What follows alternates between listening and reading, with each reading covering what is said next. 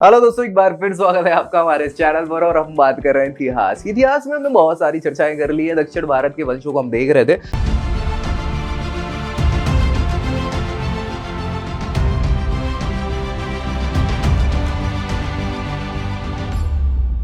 तो दक्षिण भारत में हमने पिछले वीडियो में सातवाहन वंश की बात कर ली थी। अब हमें ये देखना है कि सातवाहन के अलावा, चूंकि सातवाहन की स्थिति कमजोर होती चली गई और कमजोर होती चली गई, तो मध्य प्रदेश के आसपास वाले क्षेत्रों में एक नए राजवंश की उत्पत्ति हुई, जिसको हमने कहा है बागाटक वंश। क्यों इंपॉर्टेंट है? बहुत इंपॉर्टेंट है। क्यों है? क्योंकि गुप्त साम्राज्य भी इन्हीं बागाटक वंशों से अभी मित्रता करने वाला है और इनिशियली बहुत सारी चीजें। तो बागाटक राजवंश जो है, इस पे हमें डिस्कस करना है इस वीडियो में। तो चलिए स्टार्ट कर लेते हैं बहुत ही जल्दी से।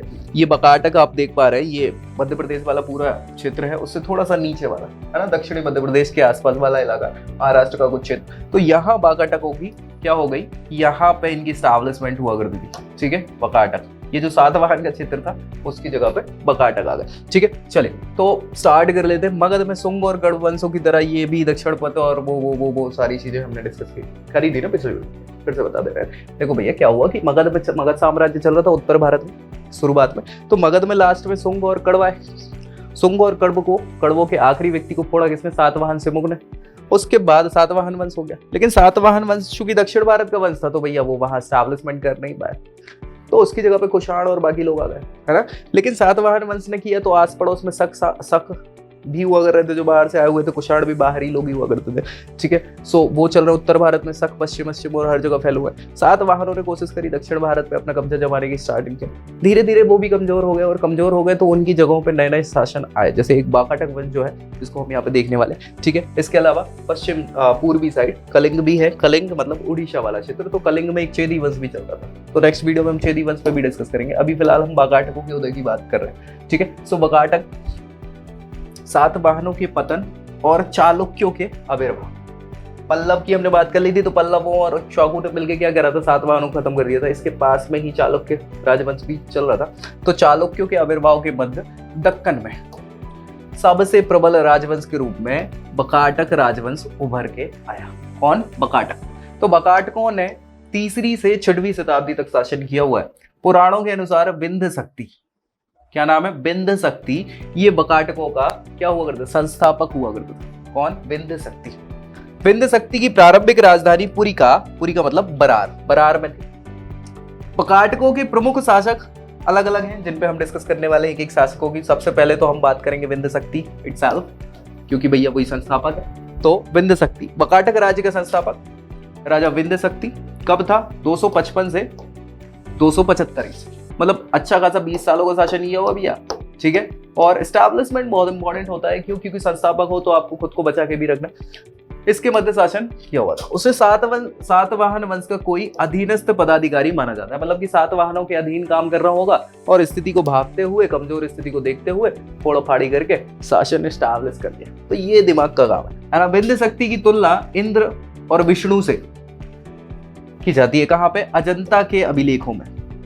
अजंता एलोरा का नाम सुना होगा, गुफा है जो महाराष्ट्र में है। तो अजंता की गुफाओं में अभिलेख मिले। उन अभिलेख में इंद्र और विष्णु से विंध्य शक्ति की तुलना करी गई। उसका जो गोत्र है वो विष्णु वृद्धि हुआ करता था, इसलिए उसका नाम विष्णुवर्धन विंध्य शक्ति रखा है। प्रवरसेन इसके बाद अगला शासक बनेगा। प्रवरसेन मतलब पुत्र होगा, ऑब्वियस सी बात है। प्रवरसेन प्रथम विंध्य शक्ति का पुत्र हुआ करता था। सही बात है। 75 तक तो उन्होंने शासन किया पिताजी ने, और 75 के बाद 335। अरे भैया अच्छा खासा शासन है, 60 सालों का, मतलब बिल्कुल हल्का पतला नहीं लेना है, 60 सालों का शासन। 35 साल ये और 25 साल ये, तो 25 35 60 हो गए मेरे ख्याल से, है ना। शासन किया हुआ है, तो शक्तिशाली शासक तो रहेगा। उसने महाराजा की उपाधि धारण कर ली और 2 अश्वमेध यज्ञ करे। नागवंशों से अच्छे संबंध बनाने के लिए क्या किया? प्रवरसेन ने अपनी पुत्री का विवाह नागवंशीय शासक भवनाग से किया था। और ये हम नागवंश जब पढ़ रहे थे भैया, है ना, अंधकार युग, तो अंधकार युग में नागवंश हमने देखा था। उस नागवंश में भवनाग का नाम आया था। उसमें भी हमने चर्चा करी थी कि भैया भवनाग ने क्या करा था कि उस समय बागाटकों से संबंध बनाए थे, वैवाहिक संबंध एस्टैब्लिश करे थे। तो भवनाग ने यही प्रवरसेन की पुत्री से शादी करी होगी। प्रवरसेन ने अपने राज्य को 2 पुत्रों में लड़ाई नहीं करवानी, तो दोनों पुत्रों में क्या कर दिया? अपने राज्य को विभाजित कर दिया। पहला गौतमी पुत्र के लिए, जिसका केंद्र नंदीवर्धन हुआ करता था। नंदीवर्धन मतलब नागपुर वाला क्षेत्र। दूसरा सर्वसेन, इसके बेटे का नाम है, जिसका वत्सगुल्म, वत्सगुल्म मतलब बरार क्षेत्र जो है वहां इसको विभाजित कर दिया और शासन करवा दिया दोनों को, तो दोनों की अलग अलग शाखाएं बढ़ गई। रुद्रसेन प्रथम, रुद्रसेन प्रथम, ये देख पा रहे हो गौतमी पुत्र सर्वसेन, तो गौतमी पुत्र जो है वो पहला लड़का है नंदीवर्धन वाला, है ना। सो रुद्रसेन प्रथम प्रवरसेन के बड़े पुत्र गौतमी पुत्र का पुत्र हुआ करता था। कौन? रुद्रसेन प्रथम, जिसने प्रवरसेन के बाद 335 से 360 अच्छा खासा शासन किया हुआ है, 25 सालों का, है ना। तो 35 से 360 तक शासन किया हुआ है, और यही वो शासन काल है जब चंद्रगुप्त गुप्त साम्राज्य स्टैब्लिश कर रहे हैं अच्छे खासे, ठीक है। शासन के लिए रुद्रसेन ने अपने नागवंशीय शासक नाना जो थे भवनाग, उनकी भी सहायता ली थी। बिल्कुल। समुद्रगुप्त की प्रयाग प्रशस्ति में दक्षिण के राज्यों में बकाटकों का उल्लेख भी मिलना चाहिए था, लेकिन नहीं मिला, क्योंकि उस समय समुद्रगुप्त खुद स्टैब्लिश हो रहे थे भाई, शक्तिशाली व्यक्ति भी था, ठीक है। ये जो समय काल बताया है रुद्रसेन प्रथम का, ये उसी समय का है चंद्रगुप्त वाला, गुप्त साम्राज्य के जो एक्चुअल संस्थापक माने जाते हैं, ठीक है। उनके बेटे होंगे समुद्रगुप्त। तो प्रयाग प्रशस्ति में इनका नाम नहीं मिला है। क्यों नहीं मिला? क्योंकि नागवंश का तो मिला है ना, तो नागवंश की सहायता से कर रहे होंगे, तो हो सकता है उतना ज्यादा नहीं रहा हो। पृथ्वीसेन प्रथम की बात कर लेते हैं। रुद्रसेन प्रथम के उत्तराधिकारी कौन बने? पृथ्वीसेन बने, जिन्होंने 360 ईस्वी में राज्यभार ग्रहण किया और 385 मतलब अगेन 25 सालों का शासन, है ना। तो 25 सालों तक शासन किया। गुप्तों के प्रभाव को देखते हुए पृथ्वीसेन यही है, पृथ्वीसेन ने गुप्तों के साथ क्या करा? वैवाहिक संबंध स्थापित कर। तो भैया पृथ्वीसेन ने अपने बेटे रुद्रसेन द्वितीय का विवाह कराया। किससे करवाया? चंद्रगुप्त द्वितीय जो विक्रमादित्य उनकी बेटी थी कुबेर नागा से, है ना, प्रभावती गुप्त। तो प्रभावती गुप्त से रुद्रसेन द्वितीय का विवाह करवाया। प्रभावती गुप्त फिर रुद्रसेन जाते हैं सखों के इनके साथ, चंद्रगुप्त विक्रमादित्य के साथ सखों से लड़ाई करते हैं और सखों को हराते हैं। उसके बाद फिर विक्रमादित्य की उपाधि लेते हैं। बाद में रुद्रसेन द्वितीय एक्सपायर हो जाते हैं, तो प्रभावती गुप्त शासन चलाते हैं।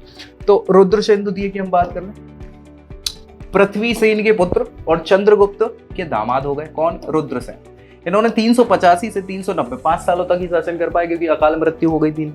पत्नी के कारण उन्होंने बौद्ध धर्म त्याग कर वैष्णव धर्म स्वीकार कर लिया। शासन के 5 वर्ष पश्चात उनकी अकाल मृत्यु भी हो गई।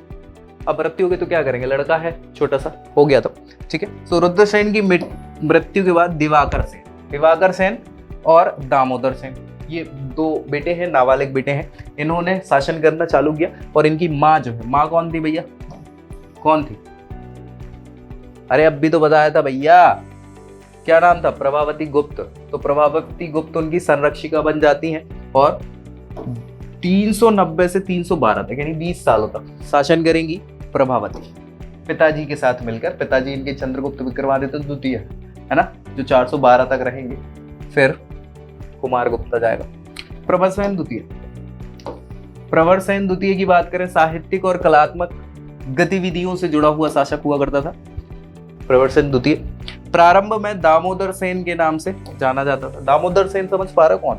अरे अब भी बात करी थी हमने, ये दिवाकर सेन और दामोदर सेन, दूसरा लड़का है जो आगे जाके किस नाम से? प्रवरसेन के नाम से गद्दी पर बैठता है। उसने 410 से 440 30 सालों तक शासन किया और बाकाटक वंश की मुख्य शाखा का ये अंतिम शासक हुआ। इसके बाद बाकाटकों का फिर अस्तित्व कमजोर हो जाएगा, सही बात है। वैष्णव धर्म को मानने वाले प्रवरसेन ने सेतुबंध काल, ये इंपॉर्टेंट है, ये रचना है सेतुबंध काल, इसकी रचना करी। और प्रवर नाम है, तो प्रवरपुर नाम से एक नगर बसाया और उसको राजधानी भी बना दिया, ठीक है। फाइनली इसके बाद उसने कुंतलों से, अब ये देखो नागवंश से तो हो ही चुके थे, नागवंश के बाद गुप्तों से हो चुके थे, बकाटकों से हो चुके, कुंतलों से वैवाहिक संबंध स्थापित करे सौहार्द की दृष्टि से। फिर क्या ही कर सकते हैं। प्रवरसेन के बाद नरेंद्र सेन आएंगे। नरेंद्र सेन ने 40 से 60 440 से 460 20 सालों तक शासन किया। बकाटक का अंतिम शासक हुआ पृथ्वीसेन द्वितीय। क्या नाम है? पृथ्वीसेन द्वितीय, जो 460 से 480 तक 30 सालों तक शासन करेगा। और 5वीं शताब्दी में बकाटक वंश जो है उसकी मुख्य शाखा पर बकाटकों की बेसिम शाखा ने खुद अधिकार कर लिया। बकाटक की 2 वंश थे, भाई हम बात करी थी, तो 2 भागों में बांटा था, तो एक शाखा ये मेन थी, फिर दूसरी वाली शाखा ने जीत लिया, बेसिम शाखा ने। तो बेसिम शाखा पे डिस्कस कर लेते हैं, बेसिम शाखा, ठीक है। तो बेसिम शाखा में प्रवरसेन का पुत्र जो था सर्वसेन, है ना। एक तो भैया वो था गौतमी पुत्र से फिर, है ना, रुद्रसेन आया, सारी चीजें। तो दूसरा बेटा जो सर्वसेन था उसने बेसिम शाखा का स्टैब्लिशमेंट करा था। बेसिम शाखा मतलब वही बरार क्षेत्र वाला क्षेत्र, ठीक है। संस्थापक हुआ करता था। प्रारंभ में प्रवरसेन ने उसे उत्तरी हैदराबाद और बरार का शासक बनाया था, प्रवरसेन प्रथम वाले जो थे, ठीक है। फिर बिंदसेन, प्रवरसेन, देवसेन, हरिसेन, ये इस शाखा के प्रमुख शासक हुआ करते थे।